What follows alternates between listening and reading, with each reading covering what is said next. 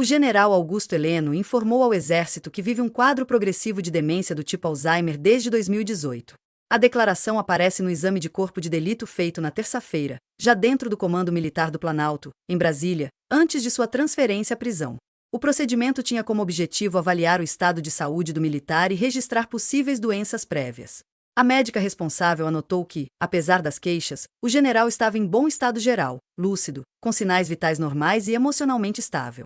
O documento indica que Heleno apresentava aparência compatível com a idade e se encontrava orientado, em contraste com a descrição de um quadro de demência avançada. A prisão de Heleno, ex-chefe do Gabinete de Segurança Institucional, marcou um ponto decisivo no julgamento da cúpula militar envolvida na tentativa de ruptura institucional. Durante o governo Bolsonaro, circulava pelo Planalto como voz de referência e figura central na estrutura de inteligência. No entanto, o histórico do general sempre deixou claro seu alinhamento a projetos autoritários. A carreira dele atravessa quase 5 décadas. Em 1977, atuou como ajudante de ordens de Silvio Frota, ministro do Exército que tentou brecar a abertura política e acabou derrubado por Ernesto Geisel. Heleno seguiu adiante na corporação, chefiou missões no Haiti e na Amazônia e ficou conhecido por confrontos públicos com o próprio governo ao criticar a demarcação de terras indígenas. No Haiti, foi acusado de comandar uma operação que resultou em mortes de civis na favela de Cité Soleil. Ao se aposentar, exaltou o golpe de 1964 e elogiou o regime militar. Muito gratificante poder comparecer aqui para conversar sobre os assuntos que conversamos. Eu quero apenas colocar a minha posição em relação ao movimento de 1964. As coisas são vistas só de um lado. Como sempre, isso acontece. As coisas são vistas de um lado. Quer dizer, o deputado acha que o movimento de 64 matou mais de 1.000 pessoas, o que não aconteceu, acha que foi um movimento de vingança, de ódio, quando o movimento de 64 salvou o Brasil de virar um país comunista. Isso não tem nenhuma dúvida. Isso é uma questão apenas de ler a história do Brasil e chegar à conclusão que o Brasil esteve a um passo de virar um país comunista. Com a vitória de Jair Bolsonaro, deixou de ser uma figura marginal nostálgica da ditadura e assumiu papel central no governo. Foi ele quem interrompeu um café da manhã oficial para atacar Lula. O presidente comentou que eu trato de senhor. Por que eu trato de senhor? Porque eu quero dar o exemplo.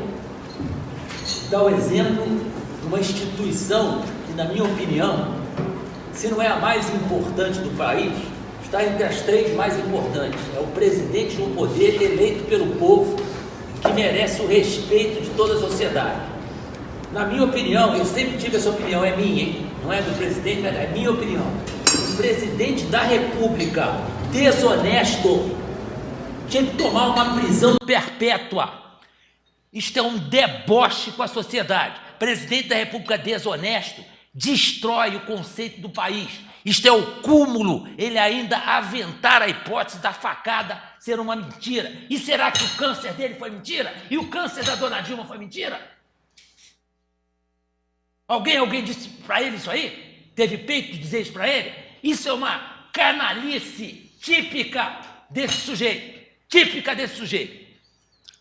Não mereceu jamais ser presidente da República. Presidente da República é uma instituição quase sagrada. Eu tenho vergonha de um sujeito desse ter sido presidente da República. Criou um atrito diplomático com o Vaticano ao insinuar ingerência do Sínodo da Amazônia. Tem algumas coisas na pauta do Sínodo que são assuntos de interesse do Brasil. E quem cuida da Amazônia brasileira é o Brasil. O Brasil não dá palpite no deserto do Saara, não dá palpite na floresta das Ardenas, não dá palpite no Alasca. Então, cada país cuida da sua soberania. E acumulou falhas no comando da inteligência, incluindo o episódio em que divulgou seus próprios dados pessoais e acabou tendo seu RG e CPF cadastrado em várias coisas por diversas pessoas. Nos autos do golpe, Heleno aparece em reuniões em que defendeu uma virada de mesa e guardava anotações com planos golpistas. Se a gente começar a falar não vazar, não esquece. Pode vazar. Então a gente conversa particular na nossa sala sobre esse assunto. O que porventura a BIM está fazendo. Se está derivado, não tem VAR no TVC. Não vai ter a segunda chamada da eleição, não vai ter revisão do VAR. Então, o que tiver que ser feito, tem que ser feito antes das eleições. Se tiver que dar soco na mesa antes das eleições, se tiver que virar a mesa antes das eleições, depois das eleições, será muito difícil que tenhamos alguma nova perspectiva. Até porque eles vão fazer tão bem feito que essa conversa do Fachin foi exatamente com os embaixadores para que elimine a possibilidade do VAR acontecer, né? No dia seguinte todo mundo reconhece e fim de papo. Então isso aí tem que ficar bem claro, né? Eu acho que as coisas têm que ser feitas antes das eleições.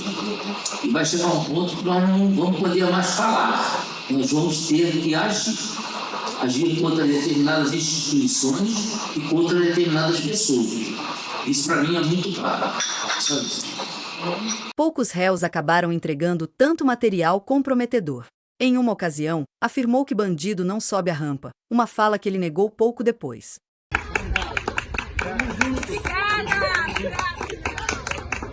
Obrigado por atender a gente aqui. Obrigada. Rodamos 1.500 quilômetros. Deus abençoe. Muito obrigada. General, o bandido sobe a rampa ou não? Alguém gritou perguntando para o senhor se o ladrão subia a rampa. Essa era basicamente a frase de efeito da extrema-direita brasileira nesse contexto. E que o senhor teria dito não. Isso é verdade? Não tinha nome na pergunta e eu continuo achando que ladrão não sobe a rampa.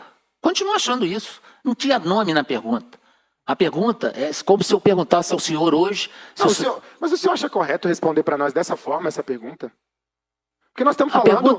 Nós estamos num contexto, assim... Estava contextualizado. O senhor era uma liderança desse setor político, esse setor estava acampado na frente dos quartéis. É porque eu acho que me parece incorreto o senhor responder dessa forma para nós, porque, desculpa, com todo respeito, me parece uma brincadeira com a nossa inteligência. Por quê? Porque perguntaram para o senhor, o ladrão sobe a rampa e o senhor... Eu estava dentro do carro e apareceu uma pergunta que eu nem me lembro exatamente, mas eu tenho certeza que não tinha nome. Ladrão sobe a rampa? Não. Porque tem um vídeo, porque primeiro o senhor negou que tinha respondido a pergunta, depois o vídeo apareceu, e aí hoje a resposta é que o senhor não sabia quem era o ladrão. A ideia que eu tinha é que tinha acontecido várias perguntas na mesma hora, tá? E eu respondi não. Aí atribuíram esse não à pergunta se ladrão sobe a rampa. Não tem maior problema nisso não. Eu acho as narrativas é que são...